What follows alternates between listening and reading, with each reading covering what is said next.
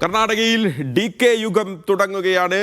DK Shivakumar മന്ത്രിസഭ അല്പസമയത്തിനകം അധികാരമേൽക്കും.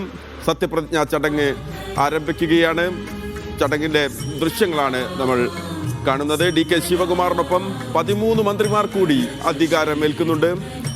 G പരമേശ്വരയാണ് ഉപമുഖ്യമന്ത്രിയാകുന്നത്. മലയാളികളായ KJ ജോർജ്, നിലവിലെ സ്പീക്കറായിരുന്ന UT ഖാദർ, ഒപ്പം തന്നെ കോൺഗ്രസ് അധ്യക്ഷൻ മല്ലികാർജുൻ ഖാർഗെയുടെ മകൻ പ്രിയങ്ക് ഖാർഗെ, സ്ഥാനമൊഴിഞ്ഞ മുഖ്യമന്ത്രി സിദ്ധരാമയ്യയുടെ മകൻ യതീന്ദ്ര സിദ്ധരാമയ്യ എന്നിവരും മന്ത്രിസഭയിലുണ്ട്. DK ശിവകുമാറിനെ സംബന്ധിച്ചിടത്തോളം